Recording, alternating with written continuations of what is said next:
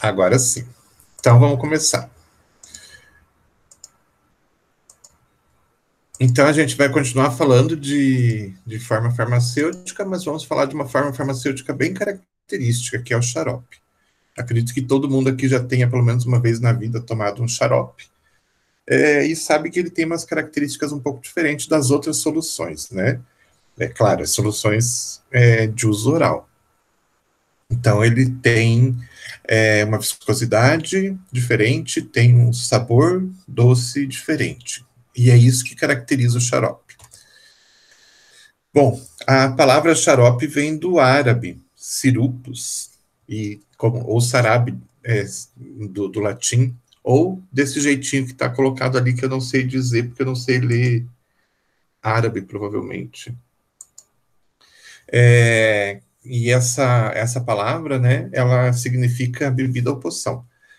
Então, como eu falei agora mesmo, é uma solução que tem uma certa viscosidade e a gente tem que preparar esse xarope quando a gente faz toda a técnica para que ele fique com uma determinada viscosidade. Essa viscosidade está ligada com a densidade dele. Então, quando a gente faz o preparo, a gente pode verificar a densidade e tem que ficar sempre com a densidade na faixa de 1,37.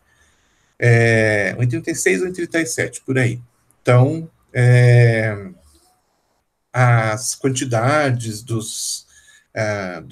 da substância envolvida, porque a água e açúcar só, tem que ser levada bem em consideração, o tempo de preparo, o tempo que fica aquecendo esse material para que ele chegue nessa viscosidade é bastante importante. Então, quando a gente faz a técnica, está descrito lá que é para deixar ele em temperatura de 80 graus por exatos 10 minutos. Então, a gente tem que fazer uma contagem de tempo certinha para que a gente tenha esses 10 minutos exatos. Se eu não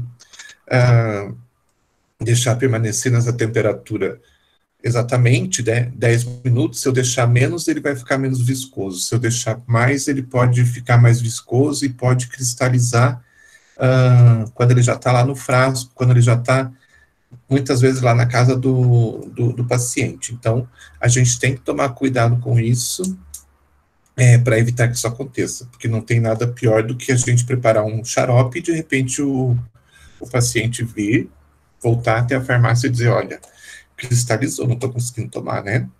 Então, a técnica tem que ser seguida certinha, daí a gente tem a viscosidade certa e não tem essa tendência a cristalizar. Então, existe uma definição oficial para xarope, que é da Farmacopeia Americana, que fala que é a mais, tem uma definição mais completa. Claro, a nossa farmacopeia tem outros locais que tem uma definição, mas essa definição da farmacopeia americana é a mais completa, porque ela fala que xaropes são preparações aquosas concentradas à base de açúcar ou um substituto do açúcar, porque nem sempre as pessoas vão poder tomar um xarope de açúcar, né? Então, tem, por exemplo, os diabéticos que, se tomarem um copinho de um xarope com açúcar, vão sentir essa concentração grande de açúcar que está ali dentro. Então, a gente pode substituir por outras substâncias, né? A gente consegue fazer com que esse xarope sem açúcar tenha a mesma densidade, tenha a mesma viscosidade, seja doce também, sem necessidade de usar açúcar.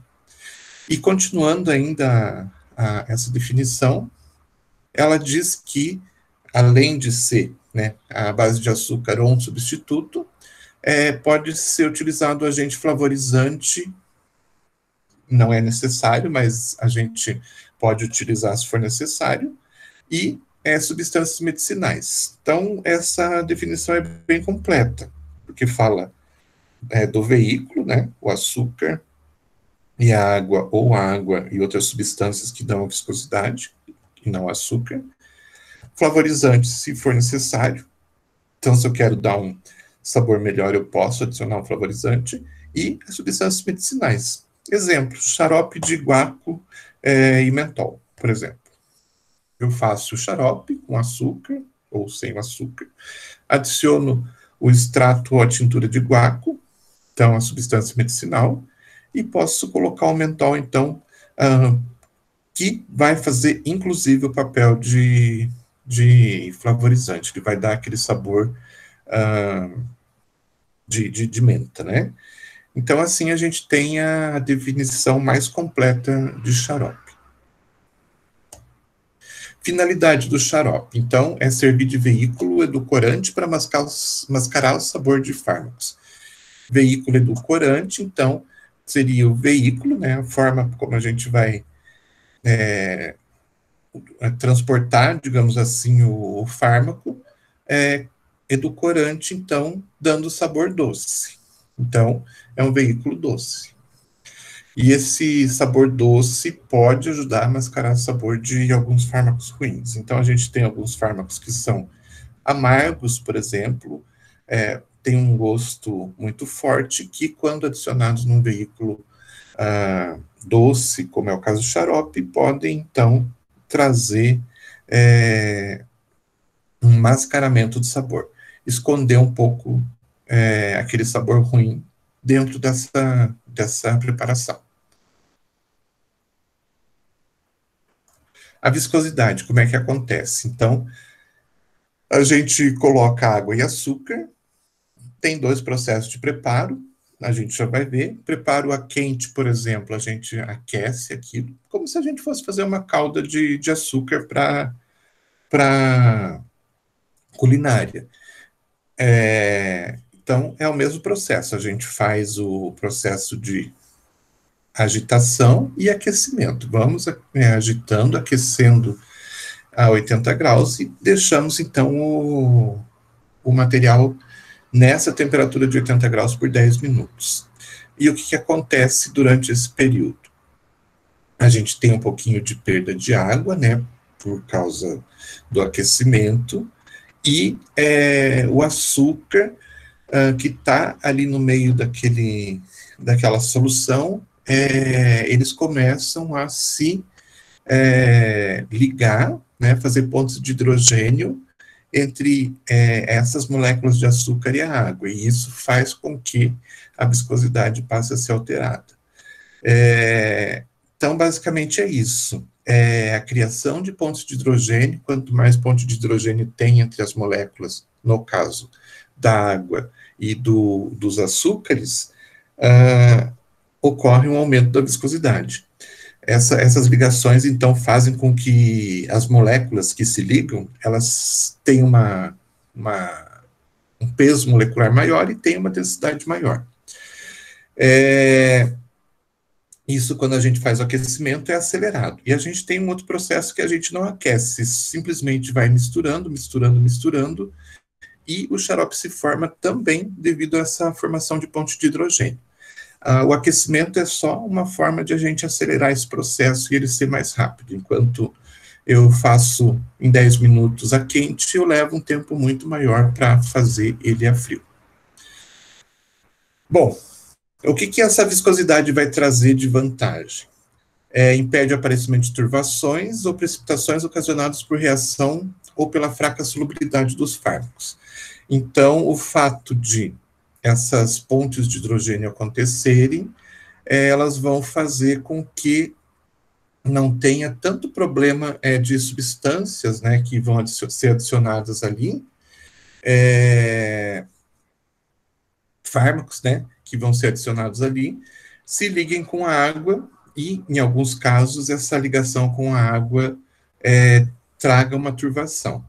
Principalmente quando a gente fala de extratos ou tinturas de planta que tem uma concentração razoavelmente grande de álcool. O que acontece muitas vezes, não sei se vocês já perceberam isso alguma vez em alguma prática, ou no dia a dia mesmo. Quando você pega um álcool e você faz uma diluição desse álcool, uma quantidade muito grande de água, ele muitas vezes ele passa de transparente para turvo. Isso pode acontecer muitas vezes quando a gente adiciona um extrato ou uma tintura que tem uma quantidade razoável de álcool. Ele pode turvar essa solução. Agora, se a água está ligada com as moléculas de açúcar, não tem tanta água disponível assim, e essa reação acaba não acontecendo. É uma situação bastante interessante que a gente não costuma utilizar agentes conservantes em xarope, porque a própria preparação já é uma preparação que não é que ela não permita, mas ela impede, ela dificulta a criação, né, de micro-organismos, a reprodução e crescimento de micro-organismos. No xarope industrializado, é colocado um conservante porque esse produto vai ficar muito tempo, pode ficar muito tempo armazenado, né? Então, de repente, um xarope foi produzido hoje, numa determinada indústria, tem então todo o processo de armazenamento dele na própria indústria, até que esse medicamento seja comprado por uma distribuidora, daí ele vai para a distribuidora, ele vai ficar um tempo lá na distribuidora, até que um dia uma farmácia peça esse xarope pode ir para uma farmácia e ficar muito tempo na prateleira, até que finalmente um comprador faça aquisição desse produto. Então, ele pode passar até meses dentro da embalagem, sem ser utilizado. E por isso, né, por existir uma necessidade de conservação grande, e os prazos de validade que são colocados são de 1 ano ou 2 anos, a indústria acaba colocando conservante, por precaução. Mas no caso das farmácias de manipulação, que o produto vai ser manipulado e rapidamente ele vai ser utilizado, a pessoa já vai pegar no dia seguinte, no máximo da preparação, e já vai começar a utilizar, e dali uns dias o produto já foi utilizado como deveria, então não tem problema, por mais que caia na hora da preparação, caia um micro-organismo ali dentro desse xarope, ele não vai conseguir se reproduzir porque a concentração de açúcar é tão alta que essa solução preparada fica hipertônica, e daí se o micro-organismo cai ali, o que vai acontecer? Pela questão, né, de equilíbrio osmótico, a água que tem dentro do micro-organismo vai passar toda para fora, para o meio, para o xarope, para tentar ocorrer um equilíbrio osmótico. E nisso o micro-organismo simplesmente vai perder toda a sua água, não vai sobreviver, então não vai ter problema de crescimento bacteriano ali dentro. Então, o próprio xarope já é um agente, ele não pode ser considerado um agente conservante, mas é um agente que não é favorável ao crescimento bacteriano, então a gente não coloca conservante. Fórmula base de um xarope. Xarope simples, então, como a gente chama, é só o xarope, né? É uma mistura de água e sacarose. Essa concentração de 85 gramas para 100 ml de água, a solução padrão, é a solução que está descrita nos formulários, em todos os formulários, e é uma solução que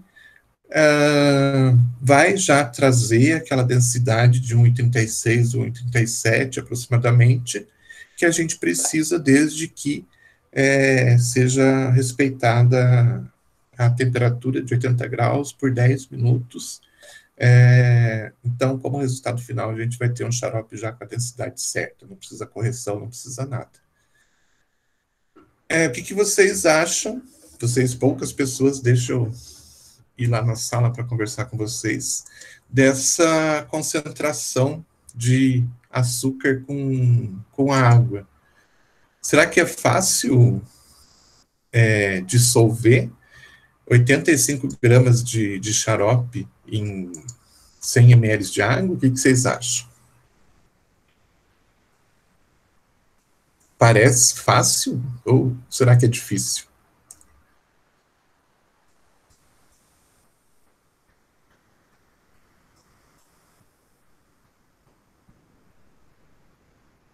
Ninguém tem dotes culinários aqui, não?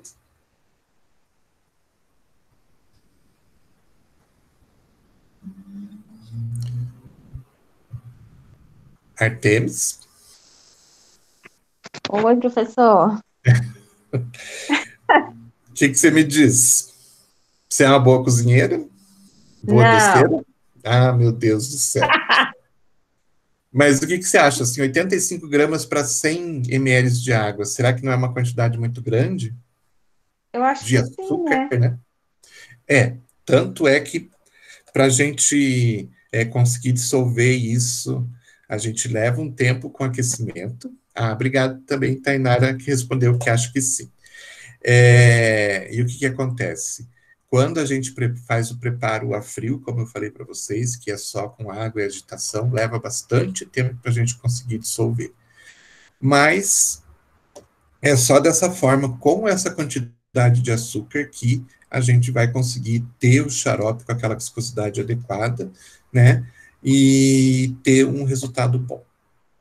Então, se Deus quiser, a gente não voltar, mesmo que a gente não volte com prática esse ano, mas o ano que vem a gente faça essa reposição, a gente vai fazer xarope, e vocês vão ver que quando vocês colocam açúcar na quantidade de água que é necessária, vocês vão ver, vão olhar e vão dizer assim, isso aqui não vai dissolver nunca, porque praticamente não chega nem a molhar todo o açúcar direito. Então, imaginem um copo normal de massa. Não existe mais copo de massa de tomate, né? Mas esses copos normais que a gente tem aí é quase, digamos que seja a quantidade de açúcar é mais ou menos 2/3 de um copo. Então é quase um copo cheio. E a quantidade de água são 2 dedos de água. 3, para não dizer tão pouco assim. Então, quando você coloca água, quase que o, a água, né, na sua quantidade total, não consegue umedecer todo o açúcar. Tem uma forma, né? Na verdade, quando a gente vê essa fórmula, tem um truquezinho que tem que ser levado em consideração. Não adianta eu falar agora, o ideal é que a gente veja isso na prática. Na verdade, eu não utilizo tão pouca água assim. A água é quantidade suficiente mesmo.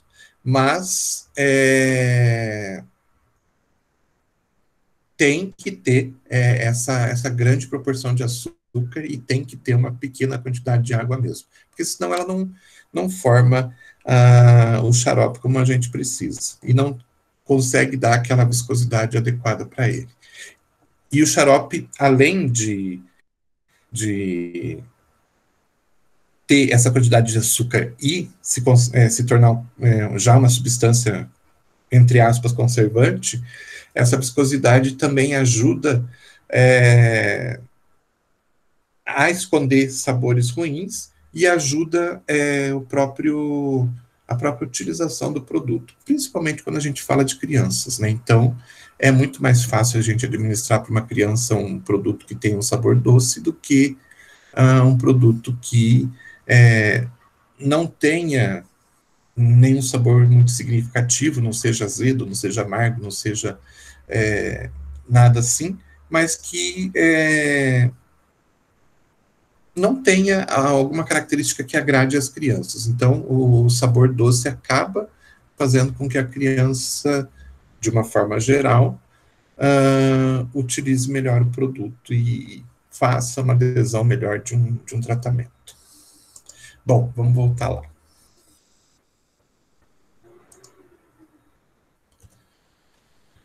Vantagens, então, dos xaropes. Uma boa conservação, né, pelo fato de ser uma solução hipertônica, então ele já tem característica de conservar os produtos, são apropriados para fármacos hidrossolúveis, claro, né? Então, se eu for tentar adicionar uma substância que não é solúvel em água, em um líquido que é composto basicamente de água, eu não vou conseguir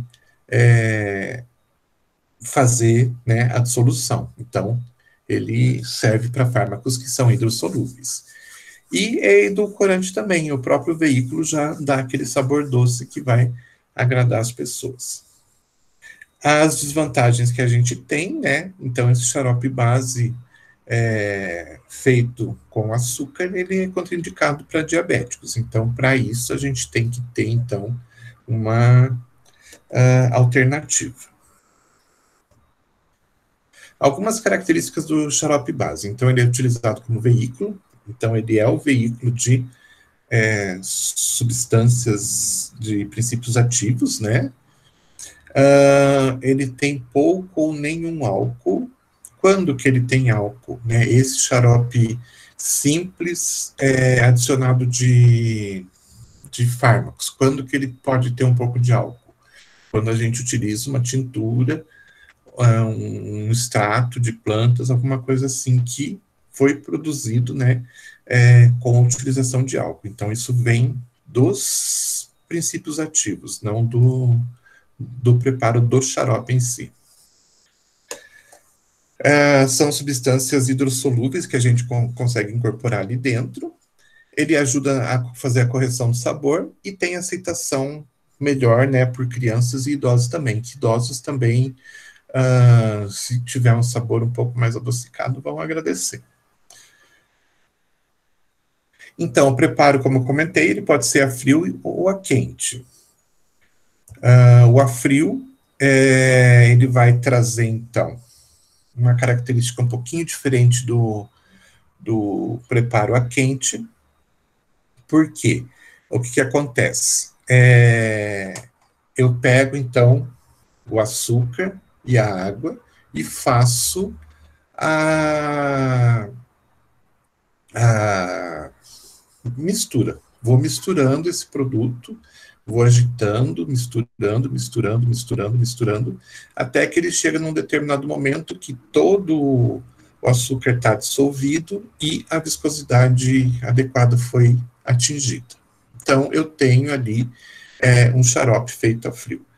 Se vocês forem comparar fisicamente, olhando, vocês vão ver que o xarope feito a frio, ele é sem cor. Então, ele vai ficar com um aspecto incolor, transparente. E o xarope é quente, ele acaba ficando com um aspecto também transparente, mas com uma leve coloração amarelada.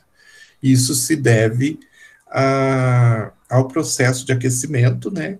E nesse processo de aquecimento tem um pouco de hidrólise de sacarose. E essa hidrólise de sacarose faz com que ocorra o aparecimento da cor. Então, a gente já consegue identificar, muitas vezes, o modo de preparo do xarope se olhar o aspecto físico dele, né? Então, sem coloração, foi feito a frio. Com coloração, foi feito com aquecimento.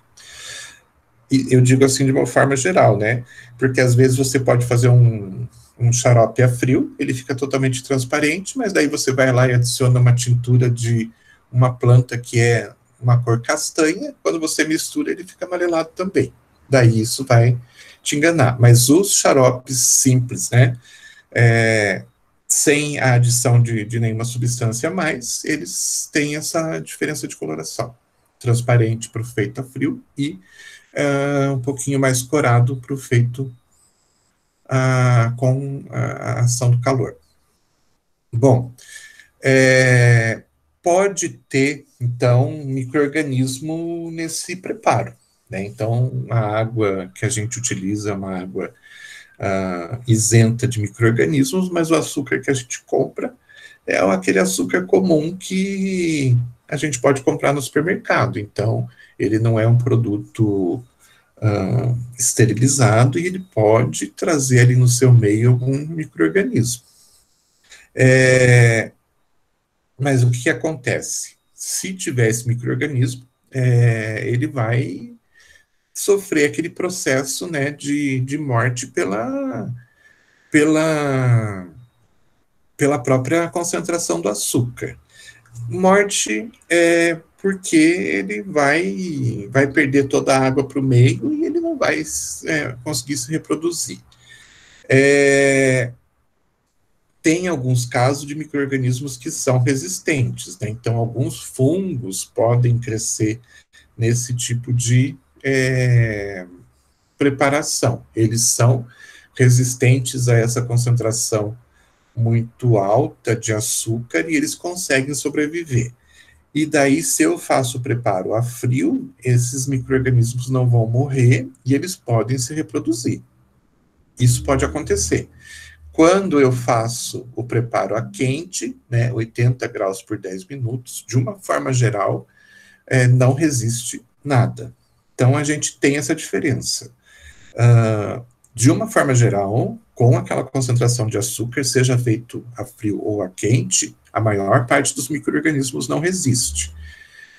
Porém, quando ele é feito a frio, pode ter algum micro-organismo que seja resistente e que consiga se reproduzir ali dentro, e ele vai, então, continuar com o seu processo normal de vida. Se eu fizer a quente, a temperatura não vai permitir, tá? Então, como eu falei, a preparação a quente pode levar, então, a uma coloração mais amarelada por causa dessa questão da hidrólise do açúcar e o processo que a gente conhece como caramelização. Então, quando a gente faz uma calda, por exemplo, para fazer um doce, alguma coisa, o tempo vai passando, essa calda vai começando a escurecer, ela passa de totalmente incolor para amarelado, até que chega num castanho bem escuro, e se você continuar aquecendo, ela vai vai chegar até a queimar. Nesse caso, pode acontecer um pouco de hidrólise de alguns açúcares, e eles, então, acabarem transformando aquela cor, aquela ausência de cor, né, aquele xarope incolor, no xarope amarelado. Por isso, né, a gente tem que tomar cuidado para não deixar a temperatura subir, então deixar sempre a temperatura 80 graus e naquele tempo certinho. Se eu deixar mais tempo, a tendência é escurecer cada vez mais. Se eu deixar aumentar a temperatura, também a tendência é escurecer cada vez mais. E aí começar a formar açúcar invertido e acabar por trazer problemas para o xarope. Ok? Então, como eu comentei também, o processo a quente, ele facilita a dissolução do açúcar, então, mais rapidamente a gente consegue dissolver o açúcar naquela solução. Então, por isso, o processo de preparo é mais rápido. E também, pelo aquecimento, a gente tem a questão de matar os micro-organismos. Então, em relação aos tipos de preparo, esse preparo a quente ele é mais rápido e traz um produto mais seguro, ok? Adjuvantes que a gente pode utilizar. Além, né, dos normais, que é o açúcar e a água, e o conservante, no caso do processo industrial, a gente pode ter como adjuvante os flavorizantes, os corantes, alguns solventes especiais, espessantes, estabilizantes e tudo mais. Então, pode acontecer de repente a gente ter necessidade de adicionar alguma coisa a mais nesses xaropes. Então, algo para dar um sabor, algo para dar uma cor, né? Nos xaropes, muitas vezes a gente faz associação de cor com sabor.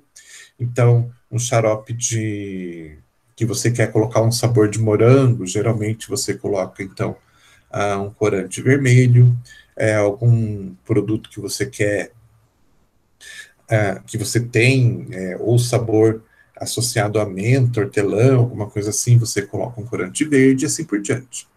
Alguns solventes especiais, às vezes você precisa se utilizar de algum solvente para dissolver o princípio ativo e depois adicionar esse princípio ativo já dissolvido nesse solvente, você adiciona daí no xarope.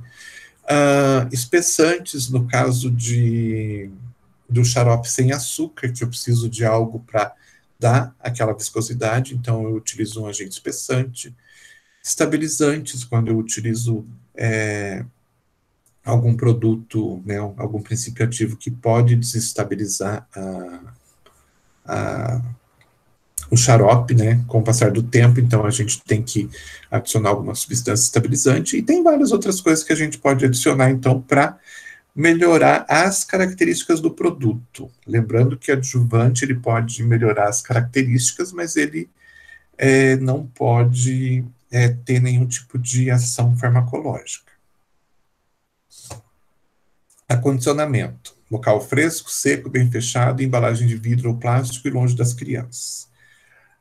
Para vocês terem uma ideia, na farmácia de manipulação, se tem uma demanda razoavelmente grande de xarope, eu não vou preparar, por exemplo, vem uma receita lá para preparar 100 ml de um xarope.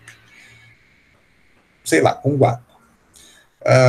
Eu não vou preparar, fazer o processo de preparo do xarope, que leva tempo, né, para depois adicionar a tintura de guaco e tudo mais. Eu já faço uma quantidade grande, eu já faço lá, dependendo da minha demanda, eu faço 1 litro, 2 litros, tudo mais, faço tudo de uma vez, e quando tem necessidade, né, armazeno esse produto, e quando tem necessidade eu vou lá e pego esse xarope simples, que já está pronto, já está lá no meu estoque. Porque senão, imagine, vem 10 xaropes por semana, 2 por dia. Todo dia eu vou fazer lá 200 ml de xarope para a demanda que eu tenho. Não, melhor eu já fazer tudo de uma vez só, manter esse xarope dentro da geladeira, né, bem conservado, e vou pegando as porções conforme a necessidade. Não posso fazer aí 10 litros para, sei lá, 3, 4 meses, né, eu tenho que fazer uma quantidade pequena para cobrir uma semana, por exemplo, mas eu vou fazer tudo de uma vez só. E eu acondicionando ele no local certo, no local correto, ele não vai ter problema nenhum. E na casa das pessoas, a mesma coisa. O produto já pronto, com seus princípios ativos e tudo mais, sempre passar a informação para o cliente, né, da forma ideal de armazenamento, de acondicionamento. Então, local fresco e seco. Então, evitar aqueles locais onde mais as pessoas guardam os medicamentos. Deixa eu voltar aqui, perguntar para vocês agora. Vocês, como futuros farmacêuticos, onde vocês armazenam os medicamentos na casa de vocês?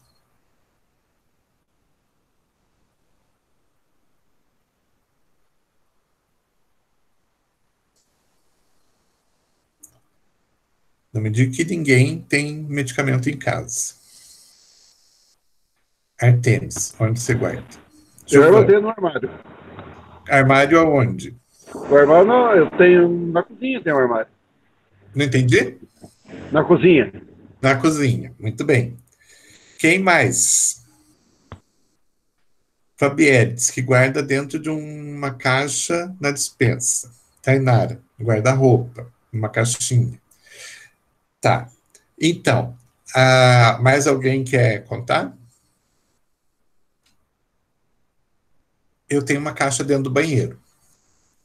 Agora eu pergunto para vocês: quais são os piores lugares para a gente guardar medicamento dentro de casa?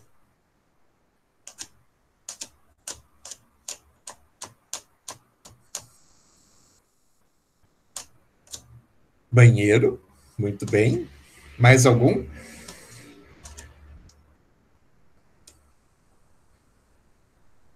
A cozinha também.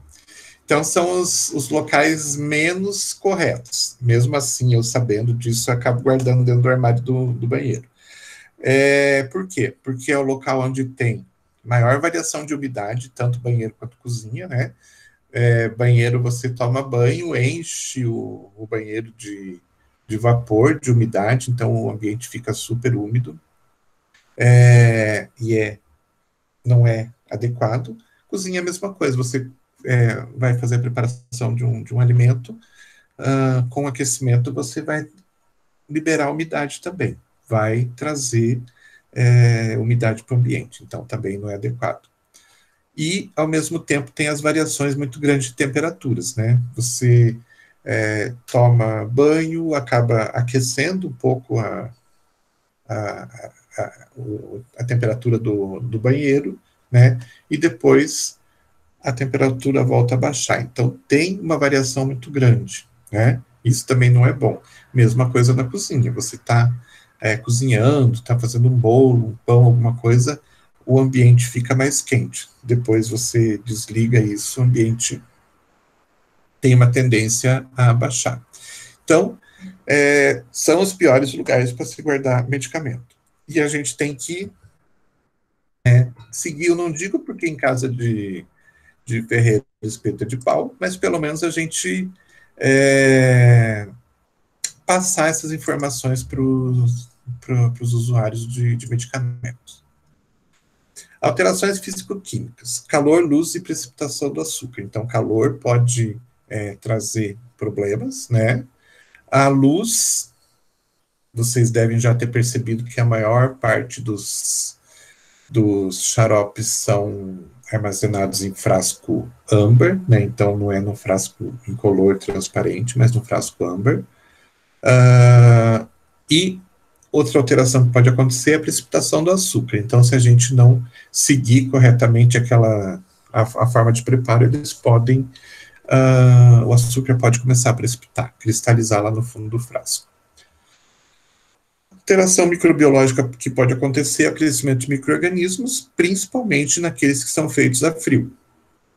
E quando a gente utiliza algum tipo de conservante, a gente tem que utilizar um conservante que possa ser administrado via oral. Então, se for necessário, por algum motivo, ou se for processo industrial, a gente vai adicionar um conservante que seja de uso oral. Tem alguns conservantes que são adicionados em alguns produtos que são para produtos tópicos ou outras formas farmacêuticas ou cosméticas, mas que não podem ser utilizados via oral por ter toxicidade. Então, tem que tomar cuidado com o tipo de conservante que a gente coloca. Eu coloquei um aqui que é de uso oral, chamado de Nipagin, é bastante conhecido, mas tem vários outros que podem ser utilizados.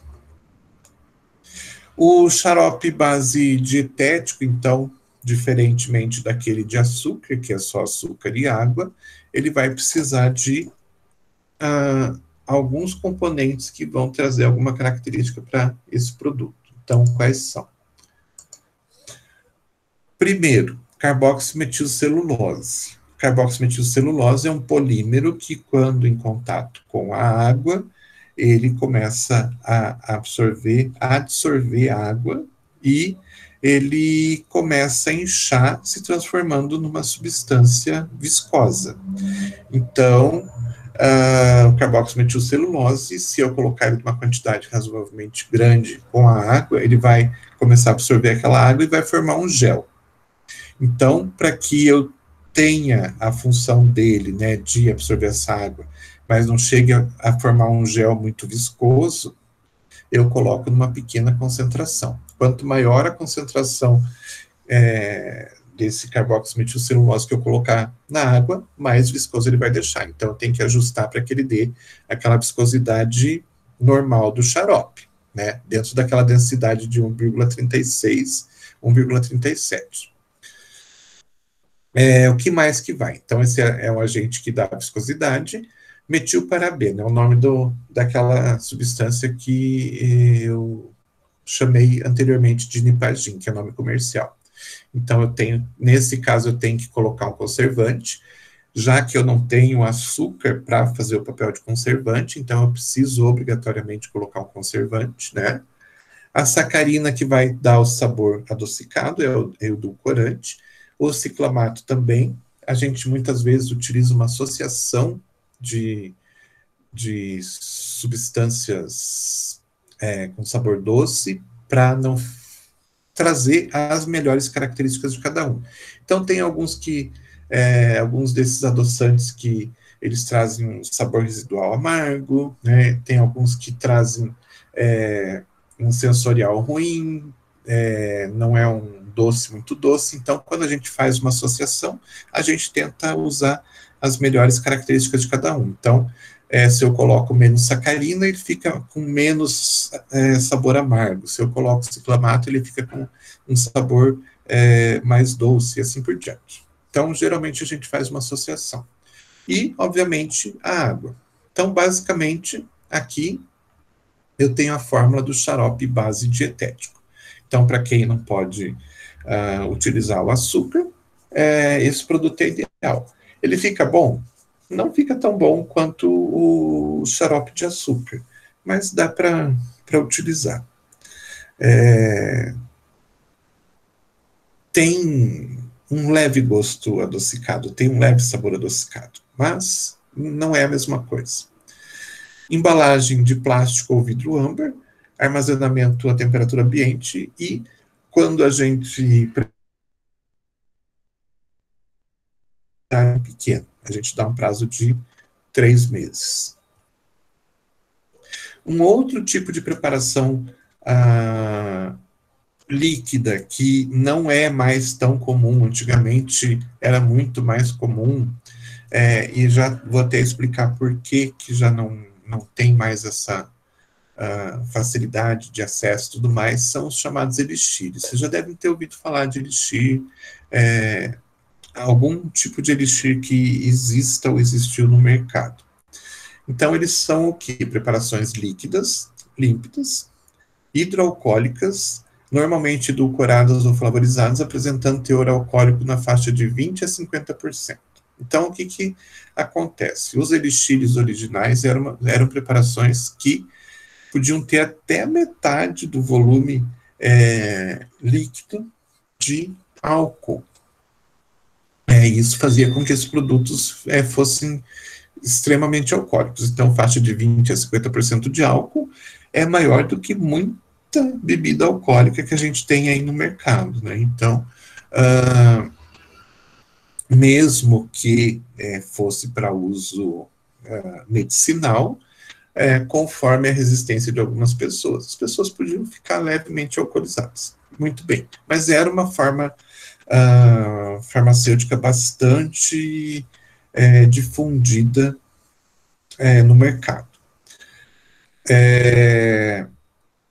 Com o passar do tempo, vieram algumas regras para preparação e tudo mais, e os elixires acabaram meio que saindo de produção. Eles são preparados por simples dissolução, então eu vou fazer esse preparado hidroalcoólico, misturar água com o álcool nas proporções, né? E essa proporção podia variar conforme a formulação, conforme, inclusive, essa característica de dissolução dos princípios ativos no álcool e na água, né? Então, conforme a facilidade de dissolução desses princípios ativos no álcool e na água, eles poderiam, né, a gente poderia ter uma concentração maior ou menor de álcool. Aí, com a colocação de sabor doce, então, o açúcar dentro dessa preparação, então, água, álcool, açúcar, e, às vezes, alguma substância para dar um sabor, né, e a gente tinha aí o elixir. Basicamente simples de solução, então, geralmente, elixires tinham lá suas características de terem produtos vegetais na sua composição, então, a gente ia lá e adicionava extrato ou tintura de plantas, né, também já uma mistura de água e álcool, tudo misturado por uma mistura simples, e guardados em frascos de cor âmbar em local fresco ao abrigo de luz. Então, vejam aqui nesse caso que esse elixir vegetal não cumpria essa regra de ser armazenado em frasco âmbar. E o que acontece? A incidência de luz pode fazer com que as substâncias que estão contidas aqui dentro comecem a perder a sua função. Pode ocorrer processo de degradação por causa da luz. Talvez explique por que essa embalagem para guardar a garrafinha, né? Então, teoricamente, não era para ficar exposto assim, mas sim guardar dentro dessa garrafinha, então, dessa embalagenzinha, para que o produto não sofresse alteração da luz. Às vezes, né, em alguns casos, em alguns elixires, podia-se utilizar outros tipos de solventes que não fossem nem a água nem o álcool, ou adicionar mais solventes, né, como glicerina, propileno glicol e polietileno glicol, que são substâncias que têm uma certa viscosidade e que transferem essa viscosidade para o meio. Então, muitas vezes, para que esses elixires ficassem um pouco mais viscosos e mais fáceis, né, inclusive de virar o frasco para virar o líquido numa colher, por exemplo, e conseguir dosar, a adição de mais algumas substâncias que dão essa característica mais viscosa. Então, a glicerina, propileno glicol e polietileno glicol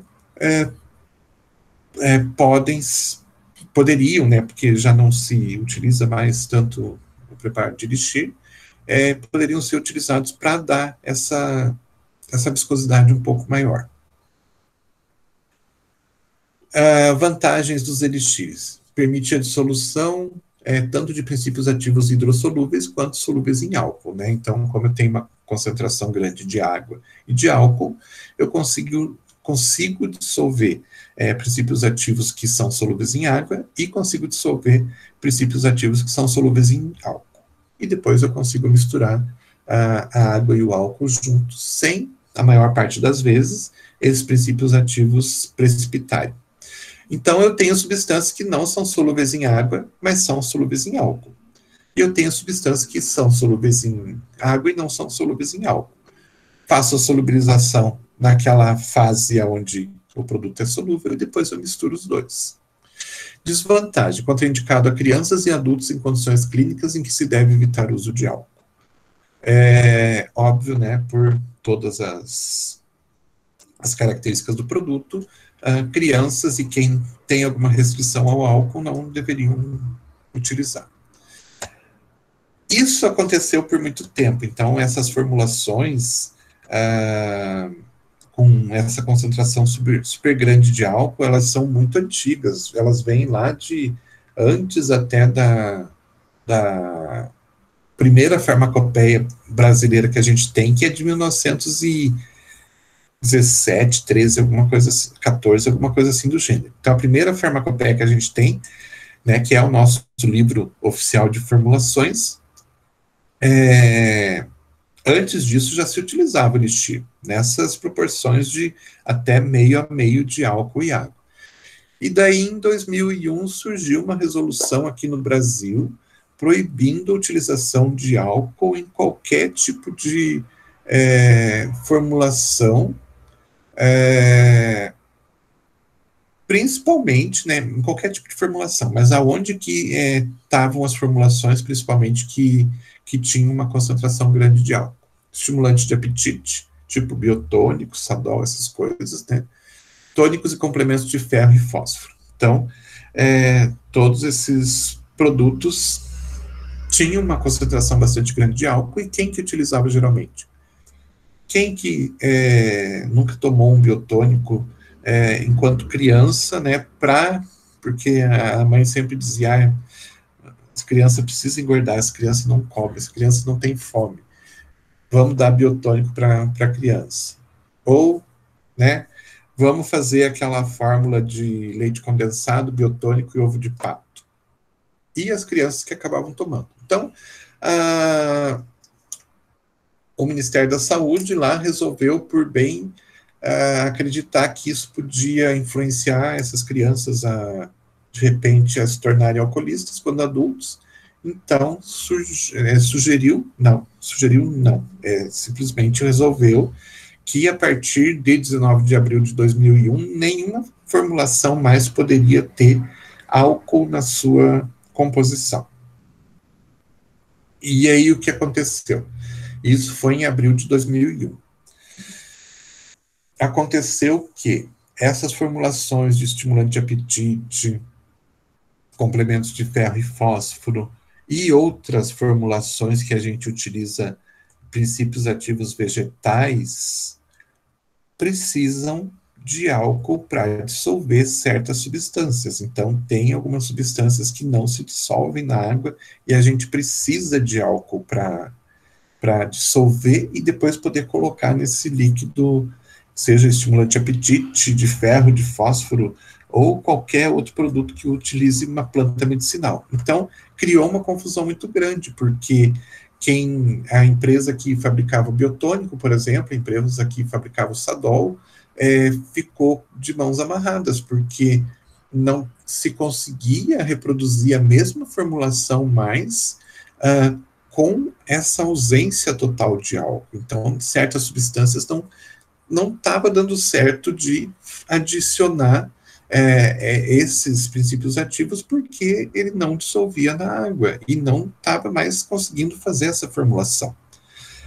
E dentro das farmácias de manipulação também, de repente um simples xarope de guaco, onde você coloca lá 5% de tintura de guaco, como é que você vai fazer uma tintura só com água? Como é que você vai preparar uma tintura, um extrato de plantas sem a utilização de álcool? O álcool está ali para ajudar a extrair os princípios ativos da planta. Então, gerou uma confusão muito grande no mercado, porque a proibição de qualquer concentração de álcool estava impedindo, né, a produção desses medicamentos tão comuns e tão necessários.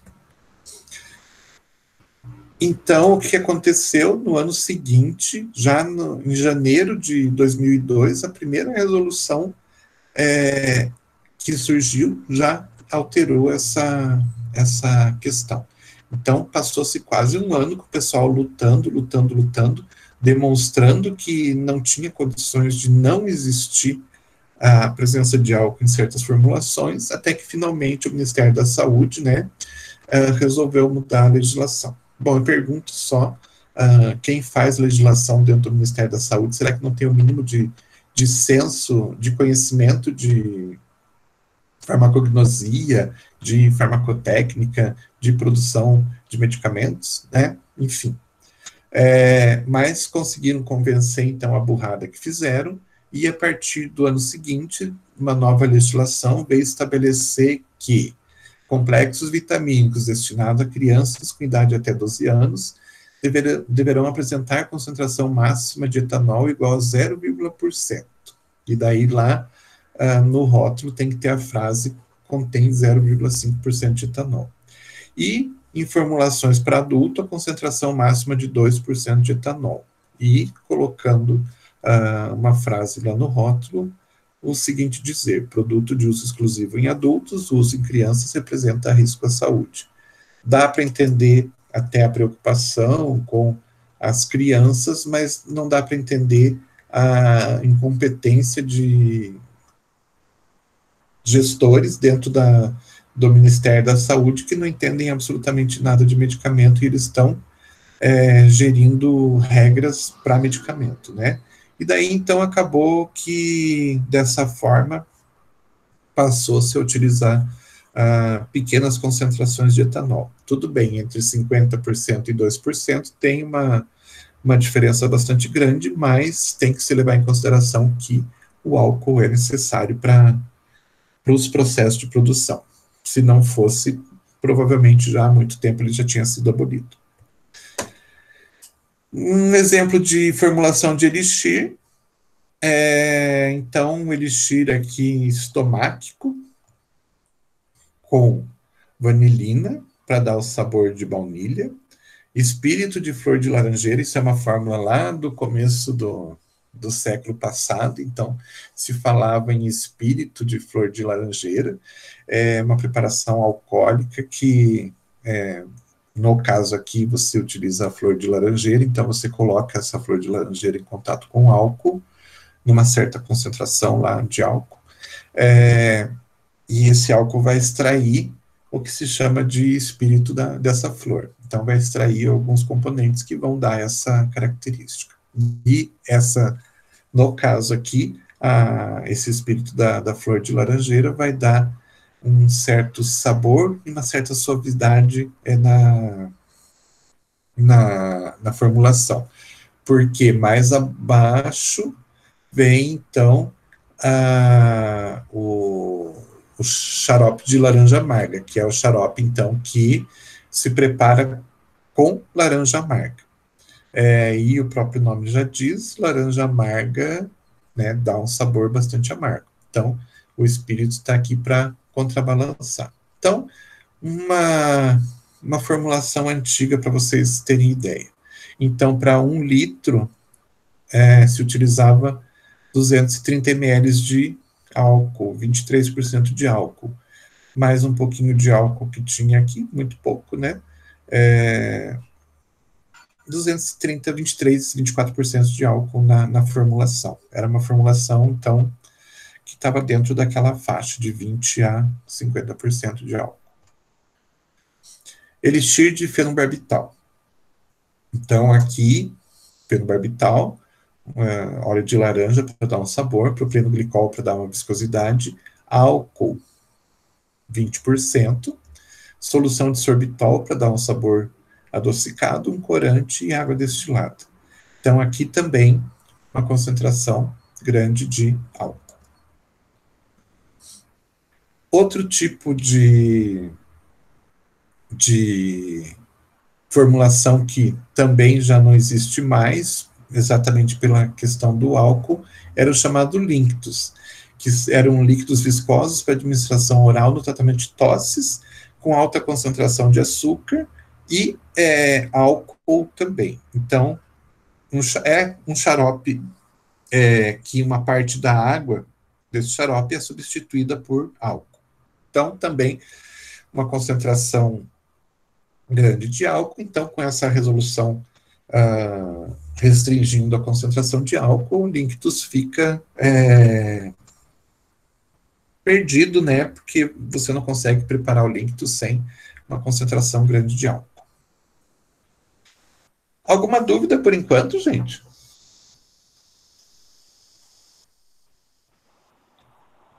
Tá tranquilo, senhor.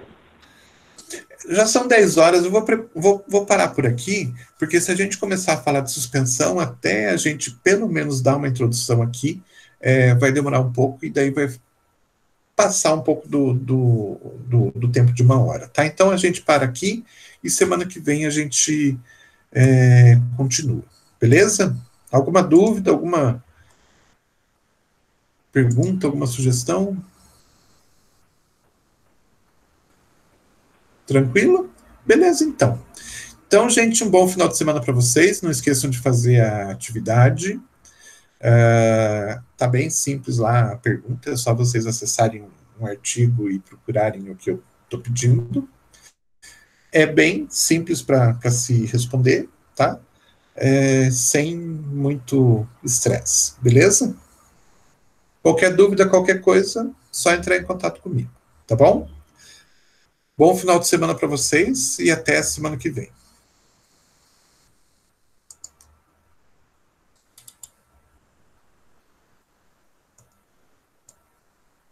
Vou desligar aqui.